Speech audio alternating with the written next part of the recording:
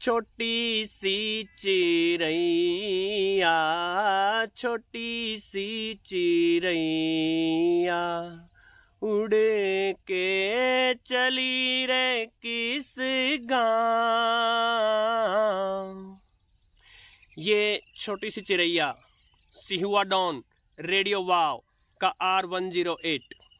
ये चिड़ैया चीन के शेंजन की जिस रेडसन फैक्ट्री से उड़कर यहाँ आई है, ये वही फैक्ट्री है जहाँ अमेरिका में सुप्रसिद्ध सी क्रेन अपने स्काई वेव रेडियो को बनाती है।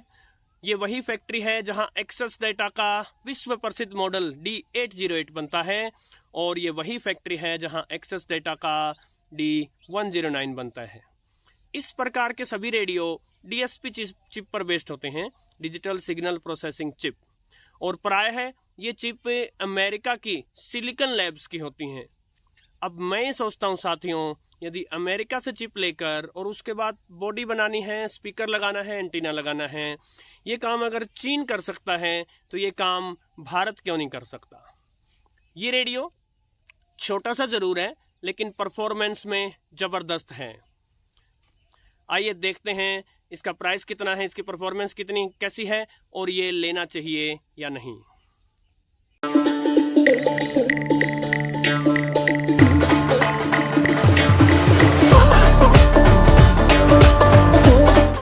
सबसे पहले चेक कर लेते हैं इसकी sound quality.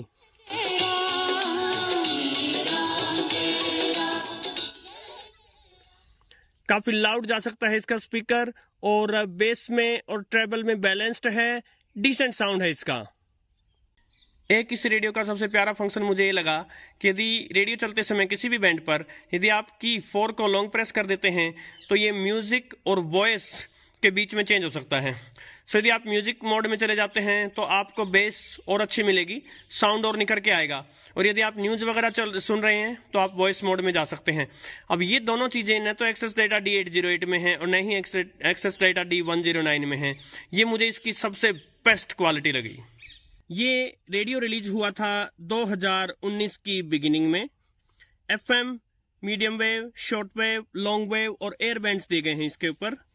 Digital signal processing किस चिप पर बेस्ड है ये बताया नहीं गया है, लेकिन एक बात सर्टेन है, ये SI4734 चिप पर बेस्ड नहीं है जिसके ऊपर D109 या टेक्सन का PL380, PL310 या PL310ET बेस्ड है, क्योंकि D109 से इसकी परफॉर्मेंस अलग है। और डेफिनेटली सिलिकॉन की SI4735 चिप भी नहीं है जो D808 पर है, क्योंकि इसकी परफॉर्मेंस D808 से भी अलग है। यदि आप में से किसी को जानकारी मिले तो कमेंट करके बताइएगा। यदि बात करें इसके डायमेंशंस की तो चौड़ाई में ये 5 इंच से थोड़ा कम है, ऊंचाई में ये 3 इंच से थोड़ा कम है, और मोटाई में ये 1 इंच से थोड़ा ज़्यादा है। और वजन की बात करें तो बिना बैटरी के 190 ग्राम वजन है। सही मायनों में एक पॉकेट रेडियो है ये। इसके बॉक्स में चार्जर नहीं आता, ये मेरी एक्सेस डेटा के रेडियोज से सबसे बड़ी कंप्लेन है, और टेक्सन के रेडियोज से भी बॉक्सेज में चार्जर नहीं देते। पगारिया R917 के साथ जो चार्जर आया था मैं उसी से काम चला रहा हूँ। इसके लिए तो चार्जर चाहिएगा आपको, वो 5 वोल्ट और 0.25 एम्पियर का बताया गया है, किंतु मैं इसको चार्ज कर रहा हूँ 5 वोल्ट और 1 एम्पियर के चार्जर से। बॉक्स में आया था एक रेडियो, एक चार्जिंग केबल और एक 10 फीट का एक्सटर्नल एंटेना वायर। अब बात कर लेते हैं इसके कुछ फंक्शंस की। इसमें ATS है, ऑटो ट्यूनिंग सिस्टम, हर बैंड पर आप स्कैन कर सकते हैं। साथ में मेमोरी प्रीसेट पेजेस दिए गए हैं, 500 पेजेस हैं कुल। 100 FM के लिए, 100 मीडियम वेव के लिए, 100 शॉर्ट वेव के लिए, 100 लॉन्ग वेव के लिए और 100 एयर बैंड के लिए। अब यहाँ मैं बताना चाहूंगा, ये रेडियो हूबहू एक्सेस डेटा D808 की नकल है। उसमें भी इसी प्रकार 500 पेजेस दिए गए हैं। मुझे इन दोनों के मुकाबले D109 का सिस्टम अच्छा लगा, जिसमें शॉर्ट वेव पर 300 पेज दिए गए हैं। आप ट्यूनिंग कैसे कर सकते हैं? 3 सिस्टम है, ट्यूनिंग नॉब दी गई है, आप डायरेक्ट फ्रीक्वेंसी इनपुट कर सकते हैं कीपैड का यूज करते हुए, और इसके अलावा जैसे कि मैंने बताया हर बैंड पर आप ऑटो ट्यूनिंग सिस्टम का यूज करते हुए स्कैन कर सकते हैं। यहाँ मैं ये बताना चाहूंगा कि जो इसकी ट्यूनिंग नॉब है ये मुझे D109 से बेटर लगी है 2 कारणों से। पहला, ये थोड़ी सी बड़ी है, बाहर ज्यादा निकली है। उसकी नॉब जो है वो छोटी है, बाहर बहुत ही कम निकली है।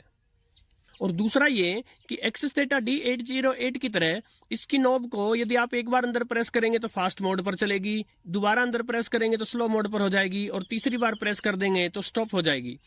जबकि D109 की नॉब एक दूसरे सिस्टम पे चलती है जिसमें आप उसको फटाफट से घुमाएंगे तो पहले स्लो मोड पे हो जाएगी और फिर यदि आप घुमाते रहेंगे तो अपने आप फास्ट मोड पर हो जाएगी। वो काफी झंझट वाला सिस्टम लगा मुझे। LCD डिस्प्ले दिया गया है, इसमें कई प्रकार की इंफॉर्मेशन यहाँ दिखाई जा सकती है जैसे टाइम या फिर alarm, temperature, signal strength, signal to noise ratio etcetera. इसके अलावा यदि आप चाहते हैं कि आप सो रहे हैं और आपको ये डर है कि कहीं रेडियो ऑन न रह जाए तो इसमें स्लीप टाइमर दिया गया है। आप 1, 5, 10, 15, 30, 45, 60, 90 या 120 मिनट्स के लिए इसमें समय भर सकते हैं जिसके बाद ये ऑफ हो जाएगा।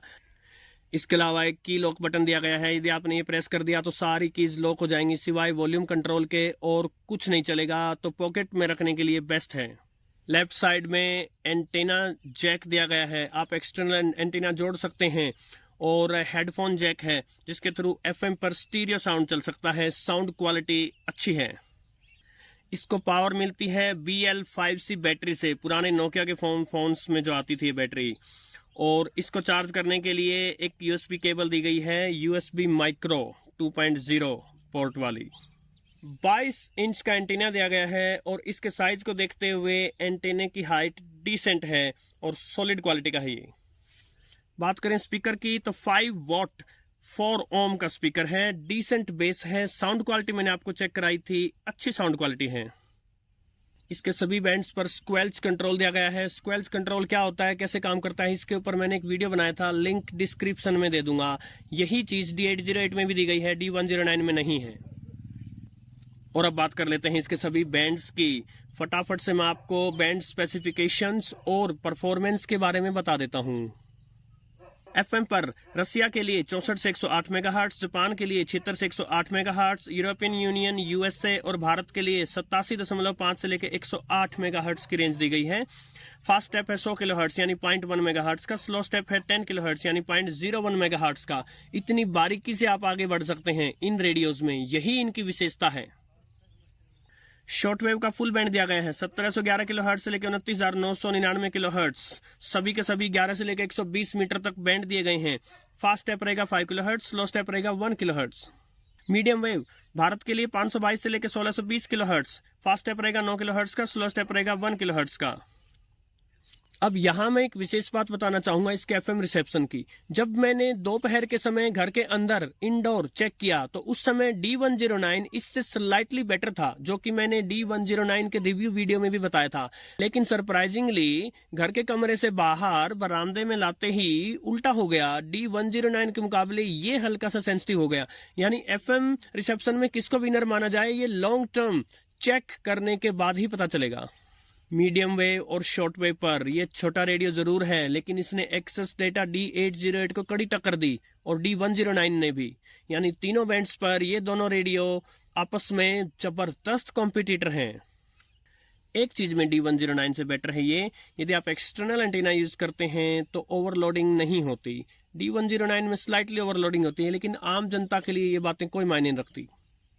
एंड में चलते चलते यदि हम इसकी कुछ नेगेटिव्स, इसके कॉन्स की बात करें, SSB मोड नहीं मिलेगा आपको, हैम रेडियोस नहीं चला पाएंगे आप। D109 में भी ऐसा ही है। इंटरनेशनल रिव्यूअर्स ये बताते हैं कि यदि आपने इसको बंद करके भी रख दिया तो भी इसकी बैटरी धीरे धीरे डिस्चार्ज होती रहती है।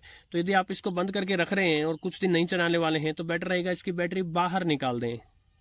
एक चीज मैंने पर्सनली नोट की, वो ये कि यदि सिग्नल थोड़ा सा कमजोर हो तो ये वॉल्यूम को थोड़ा डाउन ले आता है। ये समस्या D109 में उतनी नहीं है जितनी इसमें है, लेकिन यदि सिग्नल अच्छा हो तो फुल वॉल्यूम चलता है।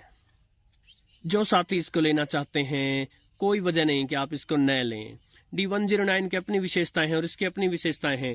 इसमें आपको ब्लूटूथ और माइक्रो SD कार्ड का ऑप्शन नहीं मिलेगा जो कि D109 में मिलेगा, लेकिन इसमें आपको एयरबैंड मिलेगा, स्क्वेल्च कंट्रोल मिलेगा और ये चीजें D109 में आपको नहीं मिलेंगी। अब चॉइस आपकी है साथियों। नमस्कार।